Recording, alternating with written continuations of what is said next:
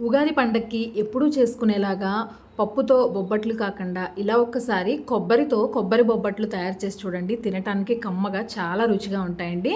దీనికోసం పిండి కలుపుకోవాలి కదా. ఇక్కడ నేనైతే కంప్లీట్గా గోధుమ పిండితో చేస్తున్నాను. మీరు కావాలంటే మైదా పిండితో కూడా చేసుకోవచ్చు.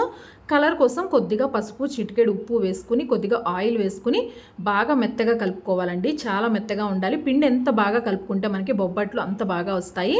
స్టవ్ వెలిగించి ఇలా నాన్ స్టిక్ ప్యాన్ పెట్టుకుని అందులోకి తగినంతగా బెల్లం వేసుకోవాలి. బెల్లం బాగా కంప్లీట్గా కరిగిన తర్వాత కొబ్బరి కూడా వేసుకుని ఈ కొబ్బరిలోని వాటర్ అంతా ఇంకిపోయి బాగా గట్టిగా దగ్గరగా అయ్యే వరకు ఉడికించుకున్న తర్వాత స్టవ్ ఆఫ్ చేసుకుని ఇలా లడ్డూల్లాగా తయారు చేసుకోవాలి. చపాతీ ముద్ద అలాగే లోపల స్టఫింగ్ రెండూ కూడా సమానంగా ఉండేలాగా తీసుకోవాలి. బటర్ పేపర్కి ఇలా కొద్దిగా ఆయిల్ అప్లై చేసుకుని బొబ్బట్టుని ఇలా చేత్తోనే ఒత్తుకుని తర్వాత ప్యాన్ పెట్టుకుని నెయ్యి వేసి రెండు వైపులా ఎర్రగా కాల్చుకుంటే కొబ్బరి బొబ్బట్లు మెత్తగా కమ్మగా తయారైపోతాయి. ఈ ఉగాదికి ఎప్పుడూ చేసేలాగా కాకుండా ఇలా ఒక్కసారి ట్రై చేయండి. ఫుల్ వీడియో కింద ట్యాగ్ చేస్తాను.